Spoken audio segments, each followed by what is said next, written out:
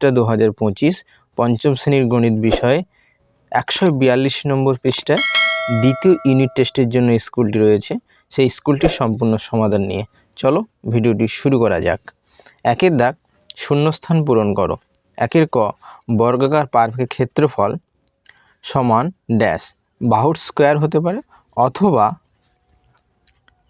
বর্গাকার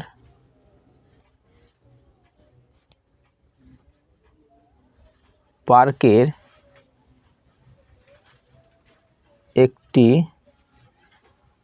ধারের স্কোয়ার হতে পারে। ক্ষয়ের দাগ, একই লব বিশিষ্ট ভগ্নাংশ যার হর বড় সেই ভগ্নাংশ ড্যাশ হয়, তাহলে সেই ভগ্নাংশটি ছোট হয়।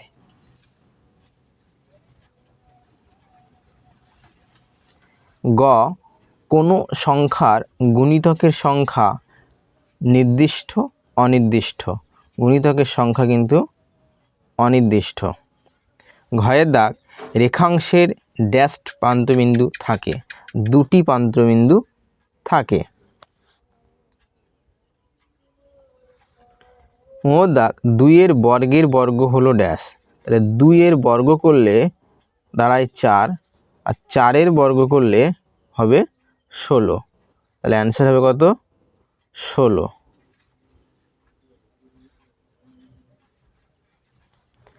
ছয়ের দাগ, 18-র 18 বিয়োগ 15-র 18 ইকুয়াল টু কত? তাহলে এখানে হর হচ্ছে 18, তাহলে 18 থেকে 15 গেল 3-এর 18, তাহলে 3 দিয়ে কাটলে 3 6 18, 1-এর 6। 2-এর দাগ, নিচের প্রশ্নগুলির উত্তর দাও। 2-এর ক, 2-এর 5 ভগ্নাংশকে দুটি সমতুল্য ভগ্নাংশ লেখো। তাহলে 2-এর 5-এর সমতুল্য ভগ্নাংশ হতে পারে 4-এর 10, 6-এর 15। 2-এর খ, 84/102 ভগ্নাংশটিকে লঘিষ্ঠ আকারে প্রকাশ করো। 84/102কে যদি 6 দিয়ে কাটাকাটি করা হয়, 6 একে 6, 4-এ 24, নিচে হবে 6 একে 6, 6 7-এ 42, 14/17। 2-এর গ, 3/5 ও 4/7-এর মধ্যে কোনটি ছোট কোনটি বড় লেখো। উত্তরটি দেখো, 3-এর 5 ও 4-এর 7-এর 5 ও 7-এর লসাগু হচ্ছে 35, উভয় ভগ্নাংশের সঙ্গে 35 গুণ করে দিয়েছি, তাহলে 5 7-এ 35, 3 7-এ 21, 7 5-এ 35, 4 5-এ 20, তাহলে এই সংখ্যা দুটি দেখে বোঝা যাচ্ছে এটি বড় এটি ছোট। তাহলে এখানে বড় ভগ্নাংশটি হচ্ছে 3-এর 5 এবং ছোট ভগ্নাংশ হচ্ছে 4-এর 7। 2-এর ঘ, যোগফল নির্ণয় করো।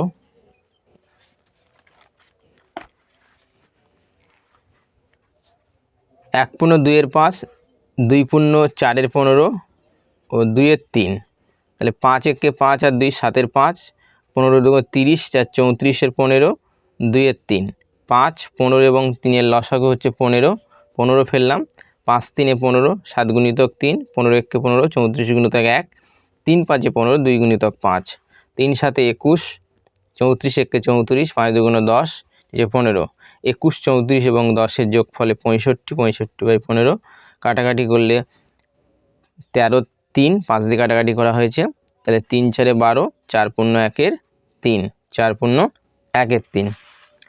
ওর দাগ বলছে স্কেলের সাহায্য 5.4 সেমি রেখাংশ অঙ্কন করো।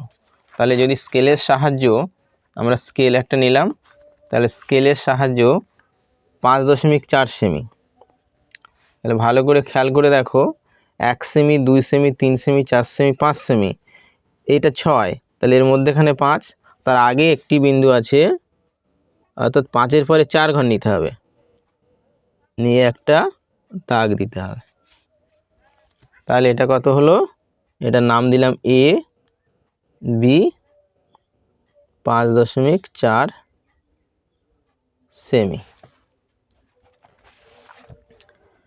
চ একটি বর্গক্ষেত্রের পরিসীমা 56 ফুট, বর্গক্ষেত্রের বাহুর দৈর্ঘ্য কত?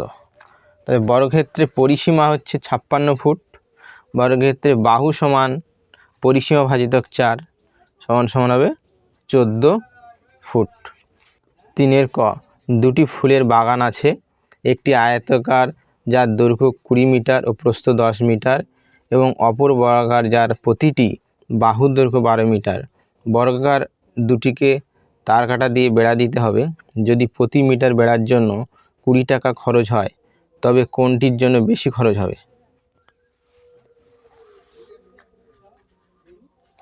আয়তাকার বাগানের দৈর্ঘ্য 20 মিটার ও প্রস্থ 10 মিটার।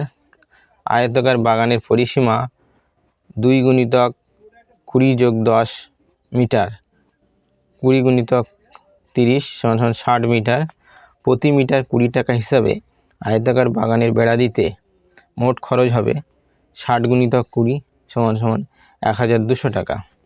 বর্গাকার পার্কের দৈর্ঘ্য 12 মিটার, পরিসীমা 12 গুণিতক 4 সমান সমান 48 মিটার। বর্গাকার বাগানের বেড়া দিতে মোট খরচ হবে 48 গুণিতক 20 সমান সমান 960 টাকা। আয়তাকার বাগানের জন্য বেশি খরচ হবে। বর্গাকার মাঠের দৈর্ঘ্য 40 মিটার, প্রতি বর্গ মিটার 6 টাকা হিসাবে তাতে ঘাস লাগাতে কত খরচ হবে? বর্গাকার মাঠের দৈর্ঘ্য 40 মিটার, ক্ষেত্রফল 40 গুণিতক 40 সমান 1600 বর্গ মিটার। ঘাস লাগাতে মোট খরচ হবে 1600 গুণিতক 6 সমান 9600 টাকা। গয়ের দাগ সংজ্ঞা লেখো। সমান্তরাল সরলরেখা ও অসমরেখ বিন্দু। তাহলে দেখো গয়ের সমান্তরাল সরলরেখা, দুই বা ততোধিক রেখা যেগুলো একই সমতলে থাকে এবং একে অপরকে কখনো ছেদ করে না তাদের সমান্তরাল সরলরেখা বলে। যেমন এবি একটা রেখা এবং সিডি একটি রেখা, এরা কখনো পরস্পরকে কী করে না, ছেদ করে না, সেই জাতীয় রেখাকে বলা হয় সমান্তরাল সরলরেখা। সমরেখা বিন্দু, একই সরলরেখায় অবস্থিত তিনটি বা তার বেশি বিন্দু যারা একই সরলরেখায় থাকে তাদের সমরেখা বিন্দু বলে। যেমন এ, বি এবং সি এই তিনটি বিন্দু কিন্তু একই রেখায় অবস্থান করছে, এই তিনটি বিন্দুকে পরস্পর কি বলা হবে? সমরেখ বিন্দু। ঘয়ের দাগ সরল করো। তাহলে সরল করে আমাদের প্রথম বন্ধনীর কাজ আগে করতে হবে। 1 থেকে 1 বিয়োগ করলে 0 আর 2 থেকে 0 বাদ দিলে 2, তাহলে 5 বিয়োগ 2 এটা হচ্ছে 2।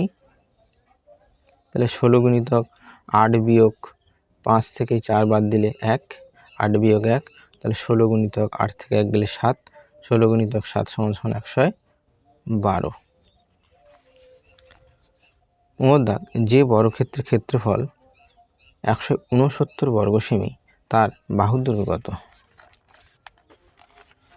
বর্গক্ষেত্রের ক্ষেত্রফল 169 বর্গ সেমি, বর্গক্ষেত্রের বাহুর দৈর্ঘ্য ইকুয়াল টু √169, 13 13 169, তাহলে বর্গক্ষেত্রের বাহুর দৈর্ঘ্য হবে 13 সেমি। এরকম বর্গমূল শেখার জন্য বা বর্গমূল যদি বুঝতে না পেরে থাকো তাহলে আমার এই চ্যানেলে বর্গমূলের সংক্রান্ত 2টি ভিডিও দেওয়া রয়েছে, সেই ভিডিওর লিঙ্ক এই ভিডিও ডেসক্রিপশানে দিয়ে দেবো। সেগুলো দেখে নিলে বর্গমূল সম্পর্কে কোনো সমস্যা থাকবে না।